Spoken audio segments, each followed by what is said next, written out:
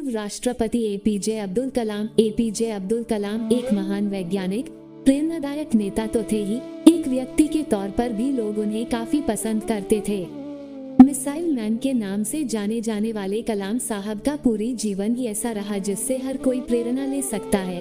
उनका जीवन खुद में ही एक पाठशाला है, जिसने भी उसका अनुकरण किया वह जरूर सफल होगा। उनके जीवन से हमें ईमानदारी, संयम और परिश्रम की सीख मिलती है। उन्होंने जिसके साथ भी काम किया उनके दिल को जीत लिया। दूसरे के लिए इतने प्रेरणादायी कलाम का खुद का जीवन बहुत ही कठिनाई में बीता। बचपन में बेचा अखबार। एपीजे अब्दुल कलाम का जन्म तमिलनाडु के रामेश्वरम शहर के एक छोटे से गांव धनुषकोडी में एक बहुत ही गरीब परिवार में हुआ था। उनके पिता एक छोटी सी नाव चलाया करते थे, जिससे उनके परिवार का गुजर बसर हो सके। उनके घर में कोई भी पढ़ा लिखा नहीं था, लेकिन उन्हें बचपन से ही पढ़ाई लिखाई का बहुत शौक था। गरीब होने के बावजूद उनका परिवार उन्हें काफी सपोर्ट करता था। जब वे 8 साल के थे तब अपने पढ़ाई का खर्च निकालने के लिए अखबार बेचा करते थे। पढ़ने का शौक ऐसा था कि इन अखबारों को वे खुद भी पढ़ा करते थे। वैज्ञानिक बनने के पीछे की घटना। कलाम के एरोस्पेस टेक्नोलॉजी में आने के पीछे उनके 5वीं क्लास के टीचर सुब्रमण्यम अय्यर हैं। एक बार कलाम से उनकी टीचर ने पूछा कि चिड़िया कैसे उड़ती है। क्लास का कोई छात्र इसका उत्तर नहीं दे पाया। टीचर अगले दिन सभी बच्चों को समुद्र के किनारे ले गए, जहाँ कई पक्षी उड़ रहे थे। कुछ समुद्र में उतर रहे थे तो कुछ बैठे थे।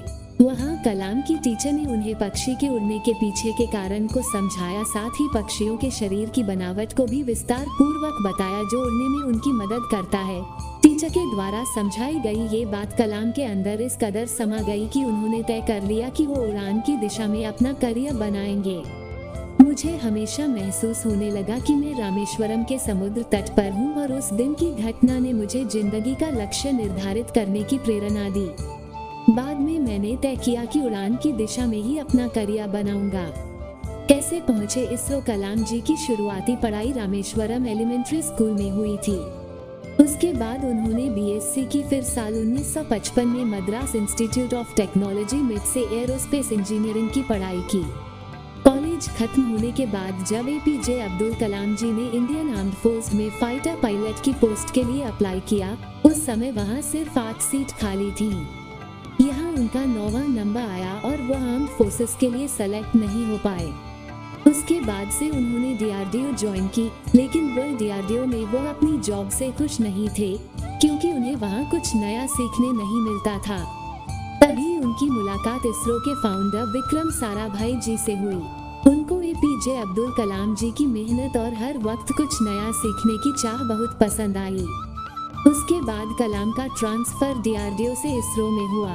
पक्षियों से खास लगाव। एक बार defence research and development organisation DRDO में उनकी टीम बिल्डिंग की सुरक्षा को लेकर चर्चा कर रही थी।